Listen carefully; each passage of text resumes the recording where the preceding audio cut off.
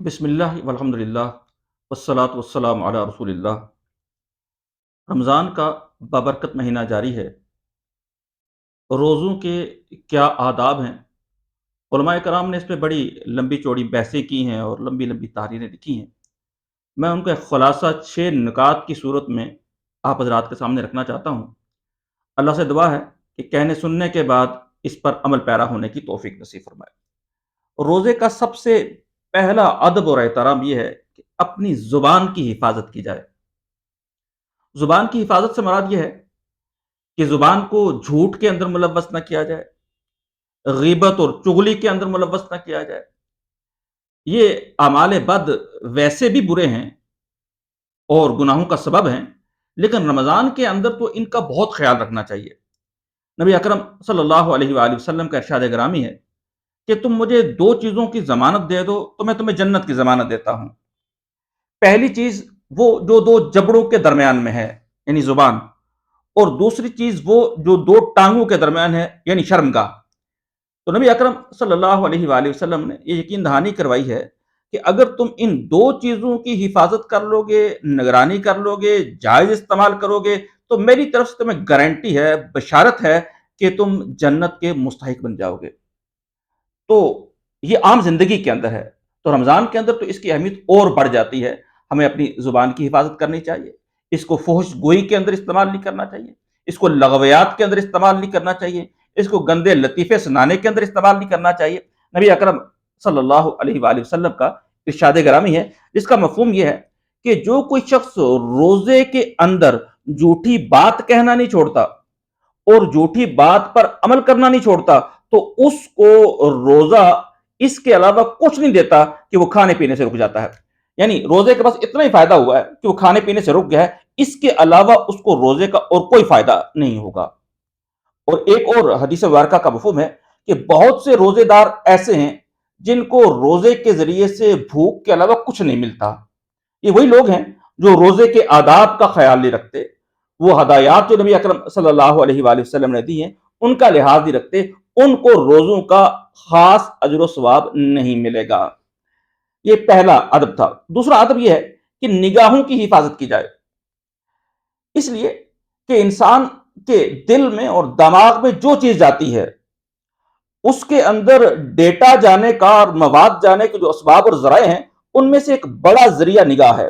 نبی اکرم صلی اللہ علیہ وآلہ وسلم کا ارشاد گرامی ہے کہ نظر شیطان کے تیروں میں سے ایک تیر ہے، یعنی شیطان جس ذریعے سے لوگوں کے اثر انداز ہوتا ہے ان میں سے ایک نگاہ بھی ہے۔ تو روزے کے اندر ہم اپنے نگاہوں کا خوب اہتمام کے ساتھ حفاظت کرنی چاہیے۔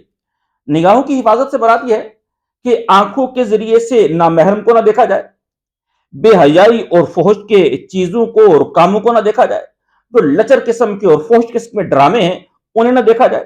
آج سوشل میڈیا کا دور ہے اور سوشل میڈیا کے اوپر بے تحاشا عریانیت ہے، فحاشی ہے، جھوٹ ہے، دروغ ہے، وہ ساری کی ساری چیزیں ہم اپنے آنکھوں کو استعمال کرتے ہوئے دیکھتے ہیں۔ تو کم از کم روزوں کے اندر تو ہمیں یہ ضرور کرنا چاہیے کہ ہم اپنی نگاہوں کی حفاظت کریں اور اس کو ہرگز کسی ناجائز اور حرام کام کے اندر استعمال نہ کریں۔ روزے کا تیسرا ادب یہ ہے کہ اپنے کانوں کی حفاظت کی جائے۔ کانوں کی حفاظت سے مراد یہ ہے کہ جو بات میں نے پہلے کہی کہ دل اور دماغ کے اندر جو ڈیٹا جاتا ہے، جو مواد جاتا ہے، اس کا ایک بڑا ذریعہ کان بھی ہیں۔ ہم کانوں کے ذریعے سے کوئی بات سنتے ہیں اور پھر وہ ہمارے دل پہ اثر کرتی ہے، جا کے دماغ کو جا کے متاثر کرتی ہے اور پھر دل اور دماغ ہمیں اعمال پر اکساتے ہیں۔ تو لہٰذا اگر کانوں کی حفاظت ہو جائے گی تو انسان کے اعمال سیدھے ہونے کا بھی امکان موجود ہے۔ لہٰذا انسان کوشش کرے کہ روزے کے اندر جھوٹ بولنا تو ایک بات ہوگی کہ جھوٹ بولے نہ، جھوٹ سنے بھی نہ، غیبت کرے تو نہ اور سنے بھی نہ۔ اس کے سامنے اگر کہیں غیبت بیان ہو رہی ہے تو دوسرے دوستوں کو منع کر دے کہ نہیں، روزہ ہے لہٰذا میں غیبت سے، جھوٹ سے، چغلی سے بچنا چاہیے۔ اسی طریقے سے جو عام طور پہ ہماری ترتیب یہ بن جاتی ہے کہ روزہ گزارنے کے لیے ہم گانے سننا شروع کر دیتے ہیں اور معاذ اللہ یہاں تک کہہ دیا جاتا ہے کہ موسیقی روح کی غذا ہے۔ رمضان کا مہینہ قرآن کا مہینہ ہے۔ اللہ تعالیٰ نے انسان کے اندر جو غنا کی صفت رکھی ہے، انسان کے اندر جو موسیقیت کی پسند رکھی ہے، تو اس کا اظہار کیسے ہونا چاہیے؟ معاذ اللہ وہ گانے سننے کے ذریعے اس صفت کا اظہار نہیں ہونا چاہیے، بلکہ اس کے ذریعے سے تلاوت سننی چاہیے۔ آج ہمارے میڈیا کے اوپر، سوشل میڈیا کے اوپر، مین سٹریم میڈیا کے اندر ہر جگہ پہ بہت اعلیٰ اعلیٰ قراتیں موجود ہیں، بہت اچھے اچھے قاری موجود ہیں۔ حرم پاک سے اور مسجد نبوی سے براہ راست تلاوت قرآن مجید نشر ہو رہی ہوتی ہے، ان کو سنا جائے۔ تو تیسرا ادب یہ ہے کہ ہم اپنے کانوں کا روزے کے اندر درست استعمال کریں۔ چوتھا جو ادب ہے کہ زبان کے علاوہ کان اور آنکھوں کے علاوہ جتنے بھی اعضاء ہیں ان ساروں کو اللہ کی بندگی کے لیے استعمال کیا جائے۔ انسان کے ہاتھ کسی غلط کام کی طرف نہ جائیں، حرام کی طرف نہ جائیں، بدکاری کی طرف نہ جائیں۔ انسان کے پاؤں اس کو گناہ کی طرف نہ لے کے جائیں، گناہ کی مجالس کی طرف لے کے نہ جائیں۔ انسان کا دل گناہوں کی طرف مائل نہ ہو۔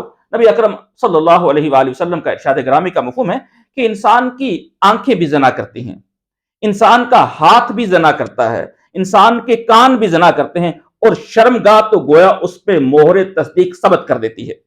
یعنی زنا کوئی ایسا عمل نہیں ہے، ایسا گناہ نہیں ہے جو یکدم ہو جاتا ہے، بلکہ زنا کے عمل کا آغاز انسان کے کانوں کے ذریعے سے، انسان کی آنکھوں کے ذریعے سے، انسان کے زبان کے ذریعے سے اور باقی اعضاء کے ذریعے سے ہوتا ہے، پھر اس کی تکمیل جو ہے وہ شرمگاہوں کے ذریعے سے ہوتی ہے۔ تو روزوں کے اندر اپنے سارے جسم کے اعضاء ہیں ان کی حفاظت کرنی چاہیے۔ اللہ تعالی ہمیں یہ حفاظت کرنے کی توفیق نصیب فرمائے۔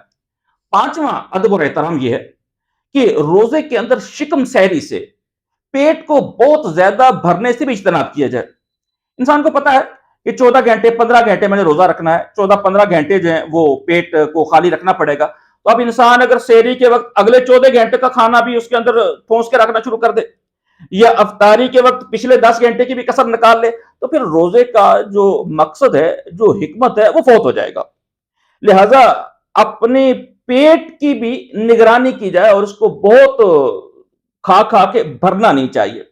ویسے بھی اگر آپ نے محسوس کیا ہوگا، اور آج کل روزے گزر رہے ہیں، ہم میں سے ہر ایک محسوس کر سکتا ہے کہ انسان جب تھوڑا سا زیادہ کھا لیتا ہے تو انسان کی طبیعت کے اندر بوجھل پن آ جاتا ہے، سستی اس پہ چھا جاتی ہے، کبھی کبھی اس کو کھٹے ڈکارے آنا شروع ہو جاتی ہیں۔ انسان جو ہے وہ مسجد کے اندر کھڑا ہے، تراویح کی جماعت کے اندر کھڑا ہے، فرائض کے اندر کھڑا ہے، اور ڈکار جاری ہیں، منہ سے گندی اور بدبودار جو ہیں وہ خوشبو بدبوئیں جو ہیں وہ آ رہی ہیں۔ وہ وجہ کیا ہے کہ پیٹ بہت زیادہ بھرا ہوا ہے، اس کے اندر جو ہے وہ تیزابیت کی وجہ سے غبار جو ہیں وہ اٹھ رہے ہیں اور وہ خارج ہو رہے ہیں منہ کے ذریعے سے۔ تو نہ صرف اپنی طبیعت مقدر ہوتی ہے، نہ صرف اپنی طبیعت بوجھل ہوتی ہے، بلکہ جو دوسرے لوگ ہوتے ہیں ان کے اوپر بھی ہم اثر انداز ہوتے ہیں۔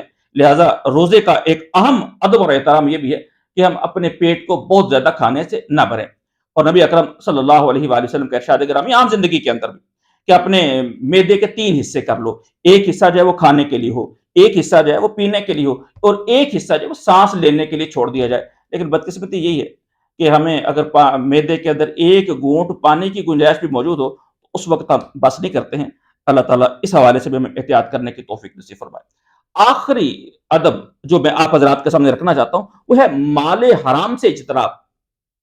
روزے کے اندر ہم رزق حلال کو چھوڑ دیتے ہیں، پانی، کھانا پینا، بیوی کے ساتھ جائز تعلقات کی ساری چیزیں حلال ہیں، لیکن جو ہی سحری کا وقت ختم ہوتا ہے تو یہ ساری کی ساری چیزیں حرام ہو جاتی ہیں، اور جو ہی ہم افطار کرتے ہیں پھر سے یہ چیزیں حلال ہو جاتی ہیں۔ تو گویا روزے کے اندر ہماری ٹریننگ یہ چل رہی ہے کہ ہم حلال چیزوں کو بھی اللہ کے احکامات کے مطابق چھوڑ دیں۔ تو اب اگر حلال چیزوں کو چھوڑا جا رہا ہے تو حرام چیزوں کی طرف جانے کا تو سوال ہی پیدا نہیں ہونا چاہیے۔ ایک حدیث ورقہ کا مفہوم ہے کہ ایک شخص ہے، وہ کہیں دور دراز کے علاقے سے آیا، لمبا سفر کر کے آیا ہے، سفر کے اثرات جو ہیں اس کے چہرے مورے سے آیا ہیں، اس کے لباس سے جو ہے وہ ظاہر ہو رہا ہے کہ لمبا سفر کر کے آیا ہے، وہ تھکاوٹ سے چور چور ہے۔ وہ خانہ کعبہ کے سامنے پہنچتا ہے اور وہاں پہ ہاتھ اٹھا اٹھا کے دعا کرتا ہے، یا اللہ یا اللہ یا اللہ۔ اور پھر اللہ کے رسول صلی اللہ علیہ وآلہ وسلم ارشاد فرماتے ہیں کہ اللہ ایسے شخص کی دعا کیوں سنے جس کا کھانا حرام کا، جس کا پینا حرام کا، جس کا جسم کے اوپر لباس جو ہے وہ حرام کا ہے، بلکہ اس کے جسم کا ایک ایک ذرہ حرام سے بنا ہوا ہے۔ اللہ ایسے شخص کی دعا کو کیوں سنے گا؟ اندازہ لگائیے، لمبا سفر کر کے آیا ہے، دنیا کی مقدس ترین مقام کے اوپر موجود ہے، مقدس ترین ہستی سے دعائیں مانگ رہا ہے اور دل سے دعائیں مانگ رہا ہے۔ دل سے یہ چاہ رہا ہے کہ یہ ہو جائے، لیکن اللہ اس کی دعاؤں کو شرف قبولیت نہیں بخش رہے، اس لیے کہ اس کے جسم کا بڑا حصہ جو ہے وہ حرام سے بنا ہوا ہے، اس کا لباس، اس کی سواری جو ہے وہ حرام کے اوپر مشتمل ہے۔ تو روزے کا ایک اہم ادب اور احترام یہ ہے کہ ہم اپنے رزق کو، اپنے کھانے پینے کو، اپنی ساری زندگی کو حرام سے پاک کریں۔ تو یہ وہ 6 آداب ہیں جن کا اگر خیال رکھ لیا جائے تو یقیناً روزے کی برکات جو ہیں وہ حاصل ہوں گی۔ اور نبی اکرم صلی اللہ علیہ وآلہ وسلم کا وہ فرمان گرامی کہ روزہ خاص میرے لیے ہے اور میں خود اس کی جزا ہوں۔ دو مفہوم اس روایت کے بیان کیے جاتے ہیں، اس کی جزا میں خود دوں گا، اور دوسرا مفہوم اس کا یہ بیان کیا جاتا ہے کہ میں خود اس کی جزا ہوں۔ یعنی اگر روزہ اچھے طریقے سے رکھا جاتا ہے تو اس کے نتیجے میں بندہ رب کو پا لیتا ہے۔ اللہ تعالیٰ انہی آداب کے ساتھ ہمیں روزہ رکھنے کی توفیق نصیب فرمائے۔ وآخر دعوانا ان الحمد للہ رب العالمین۔